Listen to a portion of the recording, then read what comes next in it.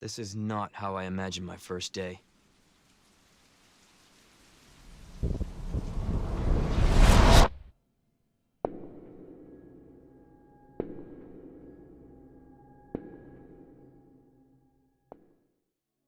Hello there ladies and gentlemen, welcome to the channel once again. Today I'm going to be discussing a very specific and interesting subject, which is how Metal Gear Solid Survive is the most fantastic, magnificent, radiant, and extraordinary gaming project.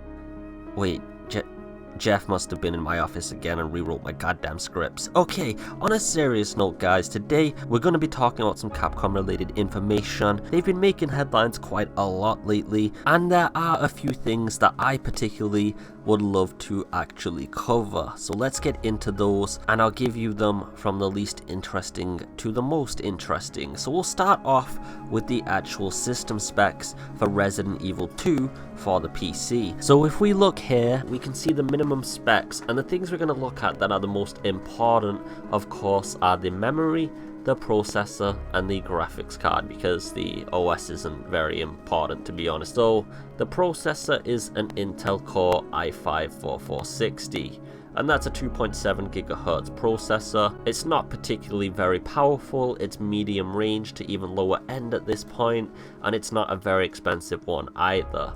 You've got to have 8 GB of actual RAM, and that's not exactly, again, a very expensive thing to purchase. I mean, most people these days do have 8 or 16 GB or even more in some cases, and the minimum specs for a graphics card are an NVIDIA GeForce GTX 760, and that is a very old card, again, which is very cost effective to actually purchase. Now the minimum specs are usually listed to get 30 to 60 FPS at low to medium graphics. Of course, you could actually have a computer a little bit worse than this and still run the game, but it's not going to be quite as fluid as you might want it to be. Now the recommended specs are an Intel Core i7-3770, and that is kind of the lower version of the high-end CPUs at the moment.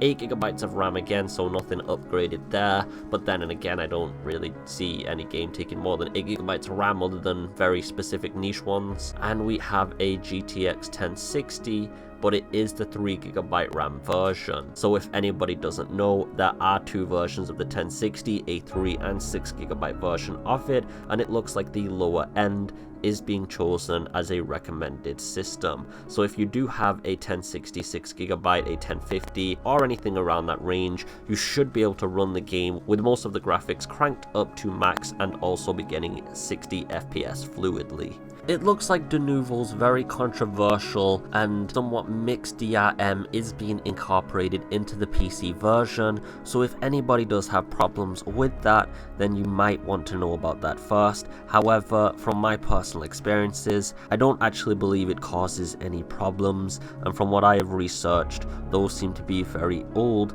and also chaotic, as well as unfounded claims. Now Capcom has been pandering the idea further that the collector's edition will be released next month for European users. It is not known if or how vastly different this will be from the NA version. However, if people are looking to get their hands on a very different collector's edition, the Japanese version has a very long-standing tradition of being extremely different from its Western counterparts. As a last piece of news, and this one is the most intriguing, at least in my personal opinion, it's the fact that Capcom is now relaunching the Ambassador Program, but it is going to be highlighting Resident Evil 2 as things come along. So if anybody does not know, Capcom has been releasing this Ambassador Program for games before, and in it contains a bunch of information that will be revealed all the way until the release date and even afterwards as well. This will give us ideas of the plot, background story, it'll contain concept art,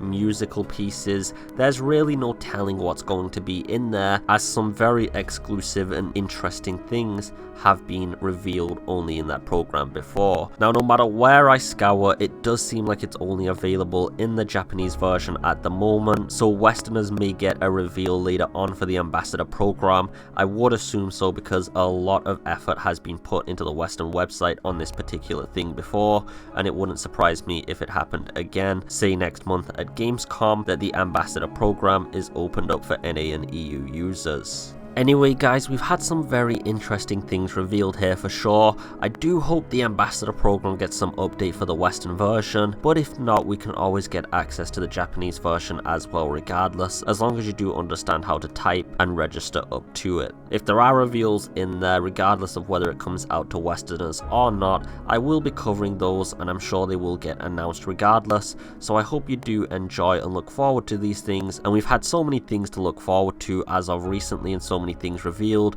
Capcom has been doing an extraordinary job advertising this game as well as producing it. If you did enjoy the video guys, please do leave a like, a share and a subscribe to get this information as well as all of these updates regularly towards people. I just hope you're having a beautiful day. As always though guys, take it easy and peace.